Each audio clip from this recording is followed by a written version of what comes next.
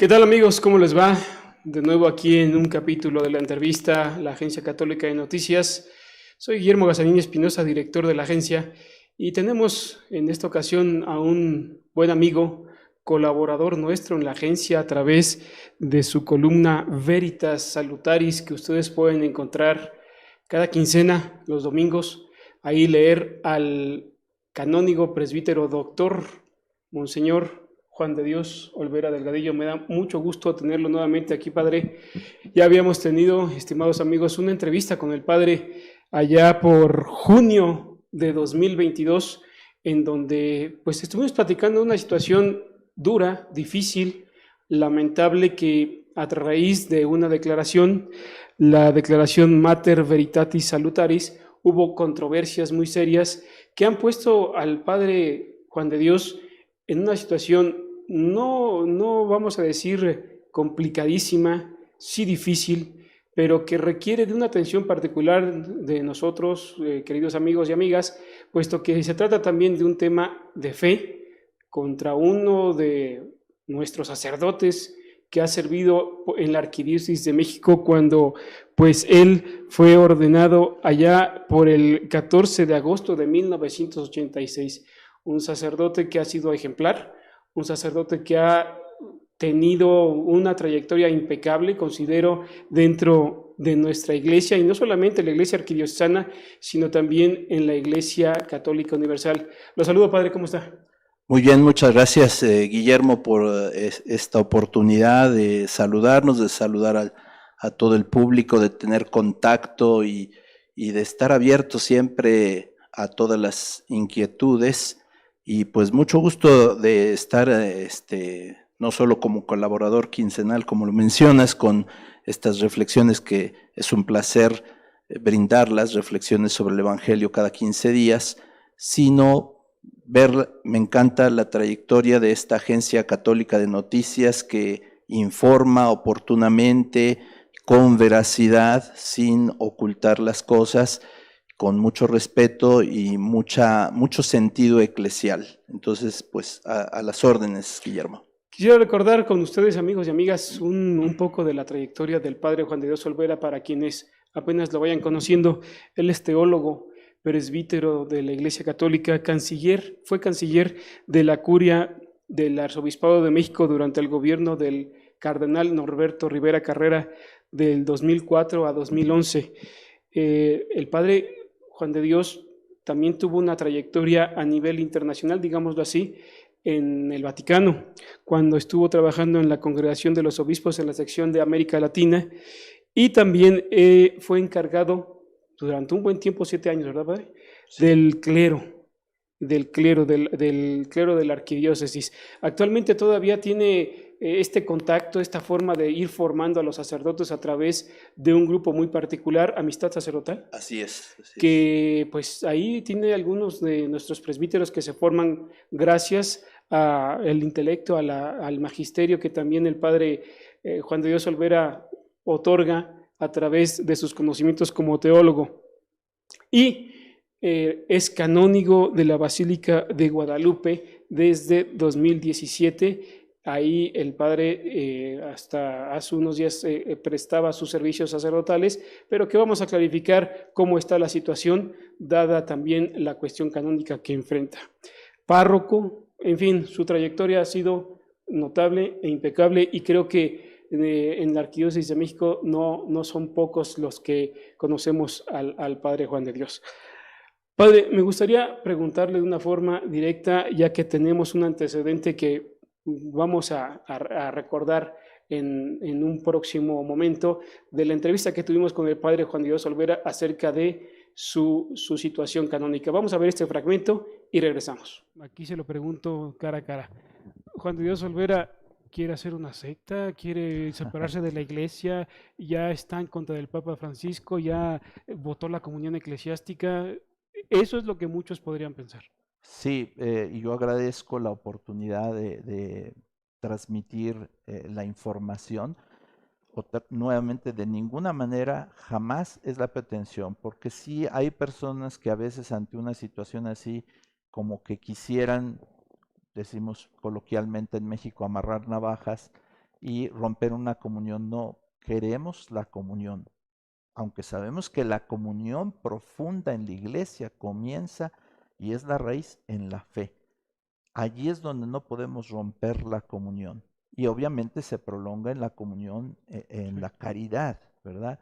Entonces, de ninguna manera hacer otra iglesia, de ninguna manera pretender ser algo más. ¿Verdad? Si alguien dijera, pues ahora yo voy a ser el jefe de la iglesia, no.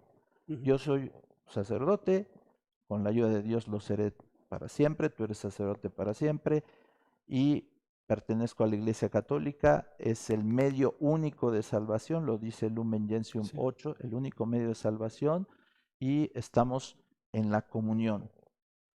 Muchos interpretan como una desobediencia en estos puntos, sin embargo no es desobediencia, es obediencia a Dios en la fe. El primado lo tiene la obediencia en la fe. Y cuando no se puede obedecer algún mandato de alguna estructura humana, es precisamente porque se debe obedecer primero a Dios antes que a los hombres. Pues él lo tiene, padre. Esta es la entrevista que tuvimos en junio pasado. ¿Cuál es la situación en estos momentos? Pero primero una cosa. Lo que escuchamos aquí, ¿ha valido la pena seguir defendiendo esta causa? Sí, es una pregunta muy importante, me parece, porque pues ha habido dificultades y ante las dificultades vale la pena hacer esta pregunta. O sea, si es una causa valiosa la que queremos defender o promover, porque no necesariamente es defender contra alguien, sino defender para poder anunciar como lo que es el Evangelio de Cristo, la pureza de este Evangelio, que durante muchísimos años, bueno, toda la vida de la iglesia, pero diríamos más de forma más corta, podemos nosotros ver que desde los años 70 ha habido muchos problemas doctrinales que San Juan Pablo II, cuando llega a su pontificado en el 78, empieza a atender precisamente a través del cardenal Joseph Ratzinger, a darle una importancia como se debe a estos temas. Y en nuestra enseñanza del seminario siempre se nos formó, cual debe de ser, dándole importancia a los temas doctrinales. ¿Por qué? Porque el decir doctrinal puede ser que para alguien represente una postura, a veces etiqueta, ¿verdad?, de derecha o acartonada, cuadriculada, etcétera, pero bajémoslo a la vida cotidiana del hermano fiel cristiano, y todas las verdades de fe tienen una componente en la vida cotidiana de nuestros hermanos. Sí. Y esto lo podemos ver en el confesionario, en la dirección espiritual, en la predicación. Predicar la verdad de Cristo. Cristo es el gran revelador, vino a darnos la verdad del Padre y enviarnos el Espíritu Santo. Y esto es recibido en el corazón de la iglesia, en el corazón de la Virgen Santísima y de los apóstoles, y particularmente en Pentecostés. Y bajo la vigilancia del Espíritu Santo, la iglesia comienza a caminar en esta seguridad de tener la verdad de salvación. Pero también había temores. San Pablo, cuando se está despidiendo en la comunidad de Éfeso, dice, vendrán lobos, ¿verdad? Vendrán quienes serán como falsos pastores y tratarán de deformar el evangelio. Yo en ese contexto es que entiendo la frase tan durísima de San Pablo cuando dice, si viene un ángel o alguien más o nosotros mismos o él mismo y predica un evangelio distinto, sea maldito, sea maldito. Es una advertencia que a los oídos de quienes estuvieron ahí presentes debió caer muy fuerte. O sea, tenemos que vigilar este evangelio durante 2000 años. Así lo ha hecho la iglesia, porque tenemos un enemigo del alma y del cristiano y de la iglesia, que es el diablo, y el diablo siempre quiere tergiversar la verdad de fe. Puede ser que alguien esté equivocado en una opinión teológica, pero sin intención. pero cuando ya hay conciencia de que esto no es el Evangelio de Cristo y aún así se predica, se hace un gran daño al pueblo de Dios. Pensemos que son cuestiones pastorales. Pongamos el ejemplo que está muy de moda, la cuestión de los divorciados vueltos a casar. Es una cuestión que ahorita nuestros hermanos recién ordenados que se sientan a confesar están escuchando y tienen que saber una respuesta para orientar a un camino de salvación, Sí. no para decir no sé o etcétera. Y dígase lo mismo en tema pues de si los actos homosexuales son intrínsecamente malos o no, o el honor que se le debe a la Eucaristía en este momento. Ya en muchas parroquias pues que permanecemos de pie ante la Eucaristía. Obviamente quien no puede, esté impedido, se entiende, pero dice el misal y todos los documentos, y es por supuesto, y Filipenses 2, ¿verdad?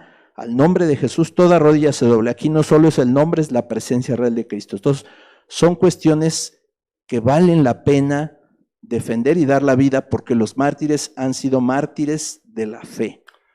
A ver, dicho lo que usted ha manifestado, y en pocas palabras, estas situaciones tan difíciles que tal vez estén viviendo las comunidades es lo que pretendió exponer a través de la declaración Mater Veritatis Salutaris, de la cual usted pues ha sido injustamente sancionado y del cual entraremos en un momento al proceso canónico. No tiene ni idea de lo que se le está imputando, ¿sí? Concretamente, ¿ha valido entonces la pena mantenerse en esta postura o hay algo de lo cual usted diga, me debo retractar?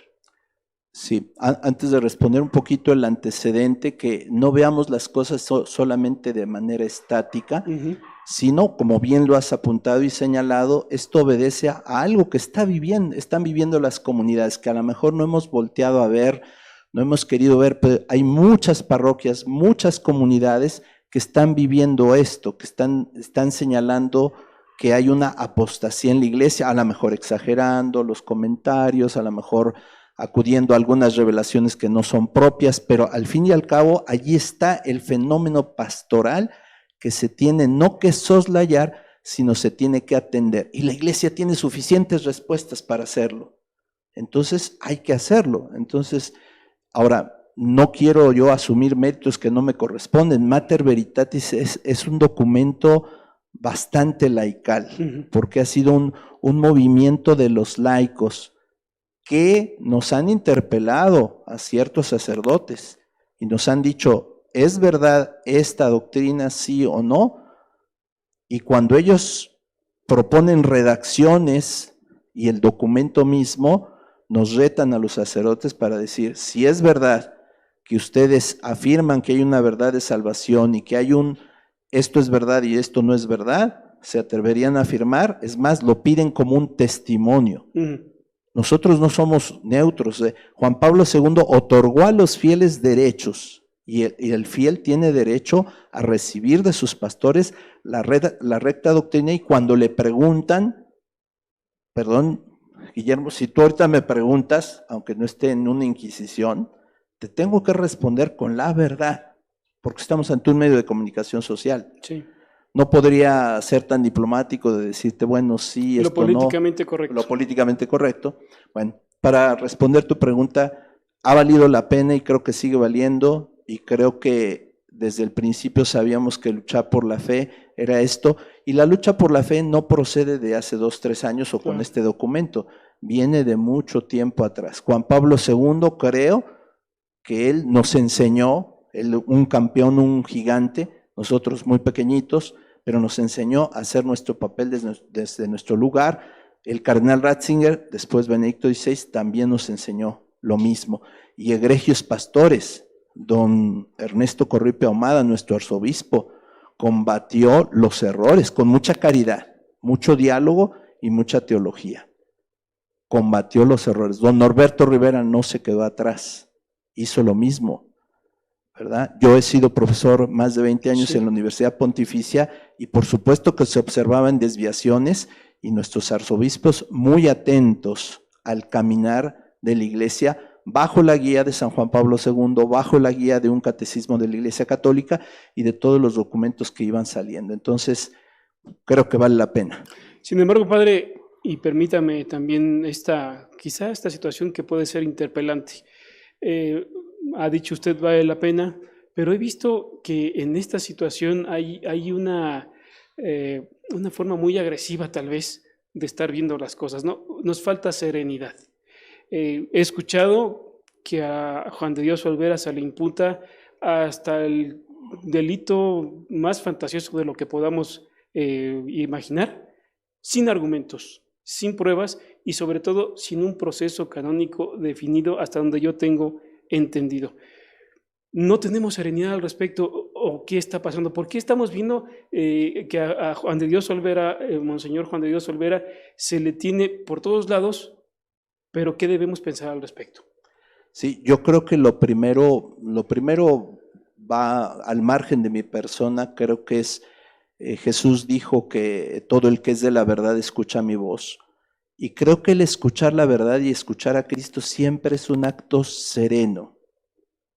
Lo que nos enseña el Vaticano II del diálogo interreligioso, escuchar a los demás, del ecumenismo, escuchar a los hermanos, poder dialogar, y podemos dialogar con todo mundo, ¿no? Yo recuerdo que en nuestro seminario nos decían, bueno, el ecumenismo es con las iglesias históricas, pero con las sectas, testigos de Jehová y otros con ellos no, ¿no? Yo creo que también son seres humanos, son ovejas, incluso han pertenecido a nuestra iglesia muchos, con ellos también, estar dispuestos a brindar el tiempo y a decir, tienes estas dudas, cuál es tu modo de pensar, brindar un tiempo.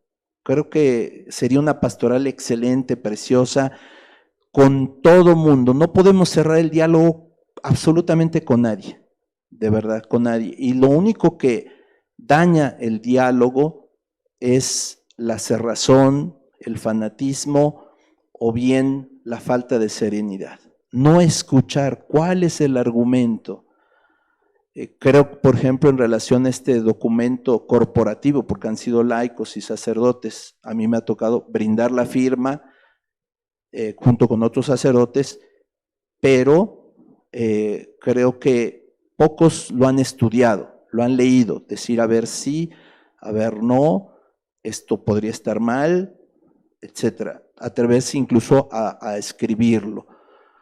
Yo creo que es vocación primera de todos los sacerdotes y también, por supuesto, y en primer lugar de los obispos, el ser episcopoi, el estar vigilando sobre todo sobre el caminar de la fe y de la salvación del pueblo de Dios, y sí dar importancia a estas cuestiones, pero no ser, corre uno el riesgo, como lo has dicho, de ser catalogado de ultraderecha, de no sé cómo se puede, de fanático, acartonado, cuadriculado, etcétera. Pero otra vez, son cuestiones de confesionario, son cuestiones que la gente pide saber y estar iluminados puntualmente, ¿verdad? Entonces, son cuestiones, yo diría, existenciales, y que si yo estuviera viviendo en esos momentos, en esa situación, preguntaría a un sacerdote, a un pastor, oiga, ¿cuál es mi camino de salvación? Porque eso es muy importante.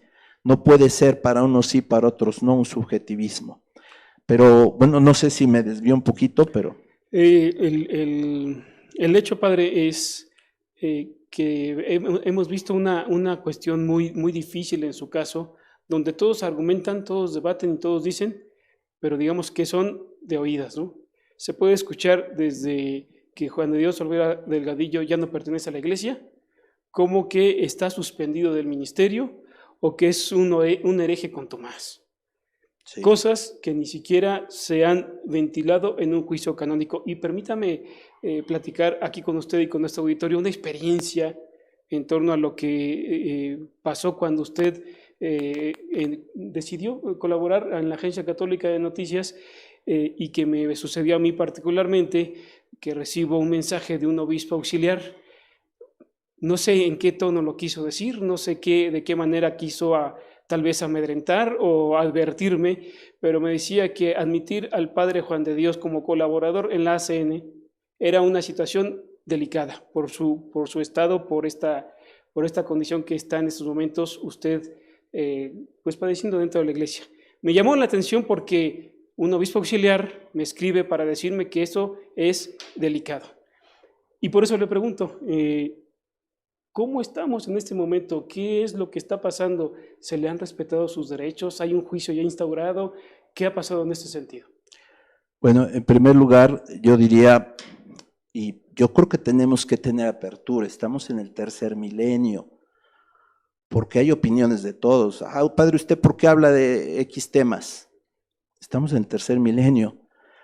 Es que los laicos se pueden asombrar, no sé. ¿Y los laicos todos son infantiles? Hay muchísimos laicos que nos llevan la delantera en madurez, no solo en sus propios campos, ¿verdad? El civil, político, etcétera, también en el teológico, curiosamente. Hay doctores en teología, laicos, por supuesto lo sabes, Guillermo, y profesores de teología, todo. Entonces, ¿por qué considerar niños ingenuos hacer así a un laicado?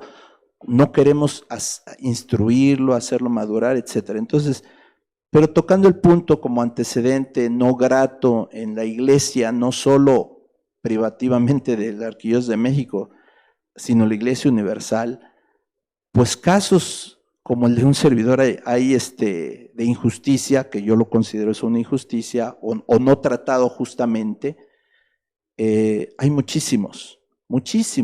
Ahorita si me preguntaras te podría decir tal, es el pan nuestro de cada día. A los padres no me dejarán mentir, ahí me dicen, ¿verdad? Pero bueno, aquí, por lo que decías hace unos momentos, se habla mucho de un servidor. Sí, ha habido una campaña un poco, y lo ha atestiguado Guillermo, con motivo de situaciones en las que injustamente se me ha acusado antes, y civil y canónicamente he salido declarado inocente, aprovechándose de esa confusión, como un refrito, vuelven a sacar después de 2 o 3 años la misma situación, cuando eso ya fue sancionado por todos los capítulos y aspectos.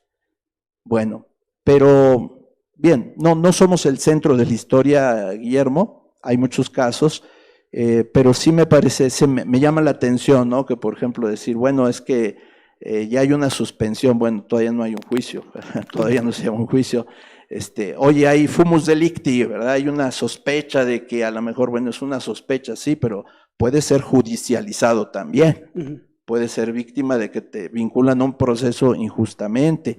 Es que es un hereje, lo que queremos combatir es la herejía, absolutamente. Desde aquí, desde este espacio y desde cualquier espacio, si un servidor falta a la verdad teológica, doctrinal, dogmática de salvación, desde ahorita me retracto, porque es la verdad que nos lleva a la salvación. Y yo creo que nos hace falta apertura, para no dar lugar a estas malas informaciones, pues dialogar. Por eso yo sí estoy dispuesto a dar la cara en cualquier ambiente, me gusta mucho encontrarme con mis hermanos sacerdotes, lo hacemos frecuentemente, pero sí a veces actúan los prejuicios, claro, porque a veces no hay el tiempo para informarse de muchas cosas, pero que nos permitan el beneficio de la duda, ¿verdad? Y la presunción de inocencia, ¿verdad? No existe la presunción de delincuencia, existe la presunción de inocencia. Eso es básico en cualquier procedimiento civil o canónico y en cuestión de derechos humanos, pero a lo que me llama la atención, padre, es que desde 2021 que salió la declaración y luego usted que lo sacan de Basílica, ¿no ha tenido entonces la instauración formal de un procedimiento judicial canónico? Sí, en este momento se ha instalado el proceso, está por comenzar, ¿verdad? Y lo que queremos pues es que haya apego a la ley de la Iglesia. La ley de la Iglesia, digamos, tiene vida cuando se opera de acuerdo a la mente del legislador y de acuerdo a la mente misma, o sea, al espíritu mismo de los cánones, lo que dicen, y una mala aplicación de los cánones, pues nos da una una aplicación de la justicia que no sería exacta, ¿no? Entonces, Permíteme un momento. Sí, seguimos grabando, ¿ah? Sí, adelante. sí, seguimos, eso es lo que pedimos en un proceso. No nos agrada ir al proceso, no creemos que sea justo ir al proceso porque esto ha sido público. Todo lo que se ha hecho está en la declaración. Si de ahí se configura un delito canónico, tenemos más de un año, se podría haber escrito, pero incluso antes de llegar al delito canónico, nosotros pedimos el diálogo. Nos podrían haber dicho esto está equivocado por esto y por esto, pero no ha habido argumentos, no ha habido diálogo. Entonces, no sabemos si directamente se pasa a un proceso. ¿Y qué pediríamos? Que fuera bastante transparente, que fuera público, que no se llevara a cabo en lo secreto, en lo escondido. Si hay alguien a quien algún bien que haya que protegerse, pues obviamente, pero no vemos cuál, porque el bien público por excelencia en la iglesia, según el derecho canónico, es la salvación. Sí. Y lo que queremos hacer es promover la salvación y promover la verdad de fe y que no haya la cuestión ni de herejía, ni de apostasía, ni de cisma, nada. Somos una sola iglesia. ¿Se ha sentido, digámoslo, conforme con estos procedimientos? ¿Cree que haya, en términos llanos, una cancha pareja en el juicio que se le está promoviendo?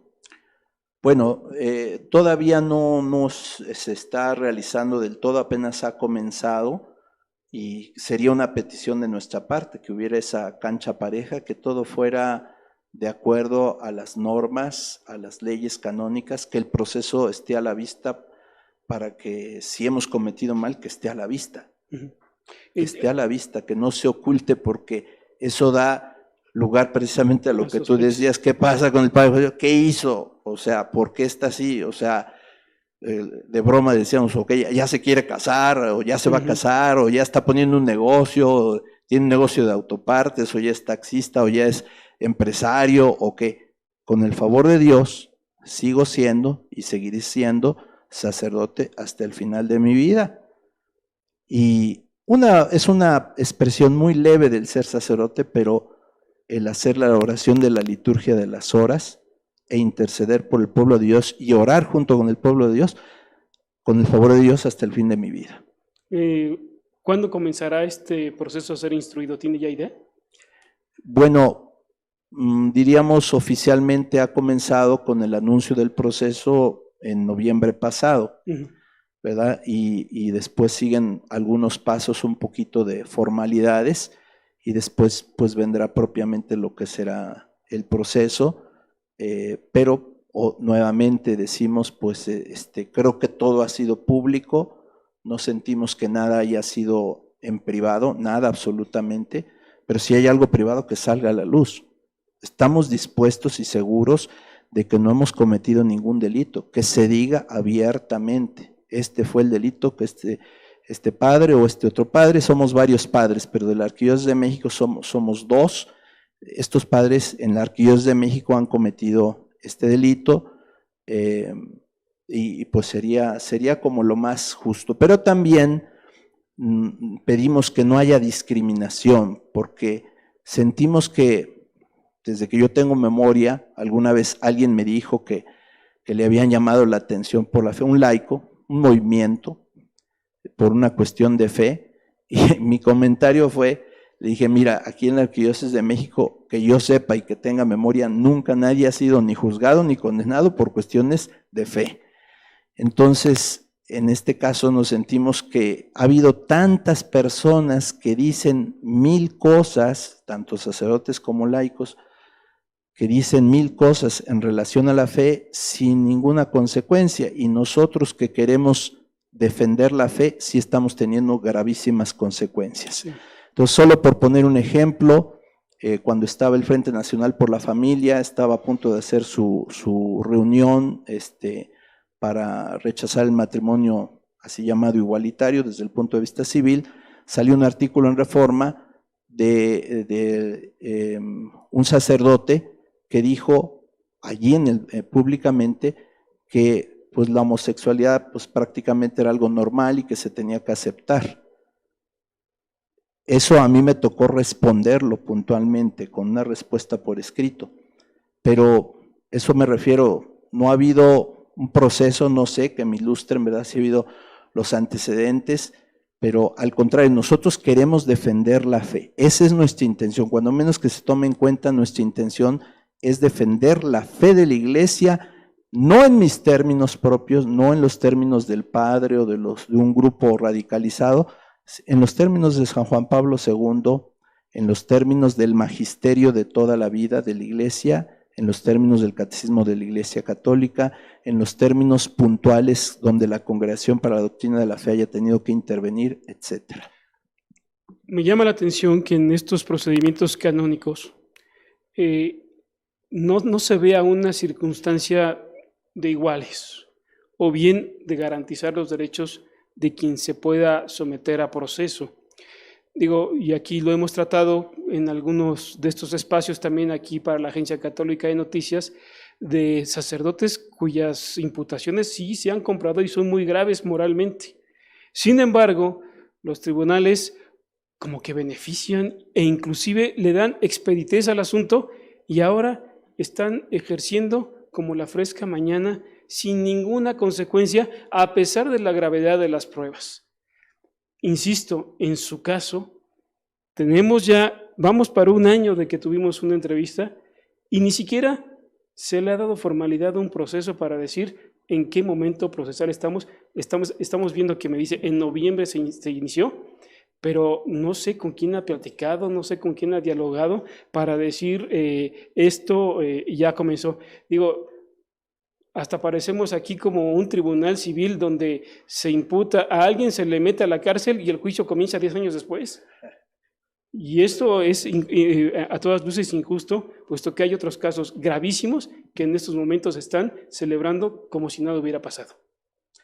Sí, bueno, no quisiera ahondar mucho en todo esto porque es jus humanum, el derecho canónico es jus humanum, es decir, está formalizado, sí, en base a la revelación y a la teología y a lo que nuestro Señor quiso, etcétera, muchas cosas, pero también hay muchas cosas humanas.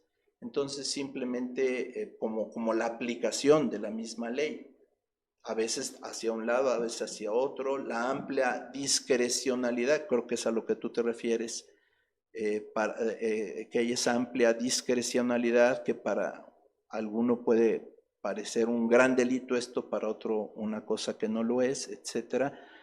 Y lo que nosotros queremos es la ortodoxia en la verdad de la fe, porque tiene una aplicación en la praxis. Precisamente tiene una aplicación en la praxis, que las cosas sean como la Iglesia lo ha dicho siempre, como nuestro Señor lo ha dicho siempre, y si fuera una cosa muy periférica lo que estamos atacando, pues yo creo que habría que callarse. Yo creo que si alguien piensa que somos muy delicados al respecto, podríamos decir, llevamos contando nuestro seminario más de 40 años en la Iglesia y estamos acostumbrados a ser soldados e incluso a sufrir injusticias humanas, pero dice uno, pues está bien porque somos soldados y es la Iglesia y yo por la Iglesia debo dar la vida. Pero sí hay una línea roja. Sí. La línea roja es cuando ya no estamos luchando por el ideal de la salvación, ya no estamos luchando por la fe, por ser fieles a lo que Cristo dijo. Cuando alguna postura ya se sale de esto, entonces sí nos toca decir puntualmente, ¿verdad? En estos puntos, porque es lo que hace la declaración, en estos puntos concretos, no estamos, creo que no tendríamos que darle seguimiento porque nuestro Señor nos ordena otra cosa. Y creo que aquí es algo muy importante, Guillermo, y lo quiero señalar aprovechando el espacio. Debemos dar el primerísimo lugar a la palabra de Cristo y a Cristo mismo. Que no pensemos en la Iglesia que de tal manera la manejamos nosotros que Cristo como si no existiera, no estuviera. Cristo es el actor principal, está presente en la Eucaristía y está presente con su doctrina, y no porque entre comillas no hable en la Eucaristía, entre comillas por supuesto, nosotros podemos decir hago esto y esto y esto, lo aplico en nuestras parroquias. Si yo dijera algo contrario al Evangelio de Cristo, pues está allí, Jesús está oyendo, entre comillas no puede hablar, por supuesto es omnipotente, pero yo no debo de hacer de cuenta que yo soy el dueño de la iglesia. Creo que es algo muy importante y de ahí pues se sigue absolutamente todo lo demás. Y creo que, ¿cuál es nuestro sueño? Pues que lleguemos a concordar, a tener comunión plena en esas materias de fe. No sé si me desvié o algo, no respondí, perdón. Me llama la atención, padre, que usted ya no está regularmente en Basílica de Guadalupe. Quienes asistíamos allá, lo acostumbrábamos ahí viéndolo en misa de mediodía, ahí estaba usted celebrando. Y ahora se presenta en esta entrevista vistiendo pues la indumentaria propia de un canónigo. No dudo que aquí quienes estén pues escandalizados por esto digan, usted no tiene derecho de utilizar esa sotana. ¿Qué les diría? Bueno, en primer lugar, lo que yo diría es, nosotros, la sotana es nuestro hábito del diario, entonces como sacerdotes, lo que deberíamos de hacer es siempre usar una sotana como signo identificativo. Entonces, simplemente es la sotana que yo he tenido y que sigo teniendo y que mientras no haya otra disposición seguiré teniendo, pero que además creo que lo fundamental es que es una sotana, ¿verdad? Entonces, somos sacerdotes para siempre, amamos a la Virgen de Guadalupe, la amamos con todo el corazón, llevamos la canonjía, sí, tiene un aspecto canónico, tiene diversos aspectos, pero sobre todo tiene un aspecto del corazón. Amamos a la Virgen Santísima de Guadalupe, la llevamos en el corazón, la queremos servir desde donde podemos, desde donde se nos permite, y pues eso es lo que eso nos da vida en nuestro ministerio sacerdotal. Es decir, en este día, en este momento, al padre Juan de Dios Olvera no le han dicho usted ha dejado de ser canónigo. No ha sucedido, no hay nada oficial. Creo que también yo haría mal en adelantarme y decir yo ya no soy, algo que la misma iglesia no ha dicho que ya no es uno, ¿verdad? Si algún día llega a ser, pues con humildad podemos aceptar que otros lo digan. Precisamente era una de las preguntas que se hacían. Hay el riesgo, y a eso estamos dispuestos, a que haya una condena que sea legalmente justa, pero que no sea en realidad justa. Esto es un tema ya muy trillado, ¿verdad? Hay verdades legales que en realidad no son justas en realidad, pero estamos dispuestos un poquito a sufrir la injusticia con tal de promover la verdad. Por eso nos presentamos y damos la cara en el tribunal eclesiástico para dar los argumentos, para responder lo que se nos pregunte, como dice San Pedro, para dar razón de nuestra fe y que nos digan concretamente con argumentos, y nosotros hasta estaríamos dispuestos públicamente en qué nos hemos equivocado, si eso es real, dispuestos ya de una vez a corregir. Si no está bien puesto, pues tenemos derecho un poco a la réplica, a la defensa, porque estamos defendiendo nuestro sacerdocio. Hablaba hace un momento de sufrimiento. Creo que es inevitable la pregunta, padre.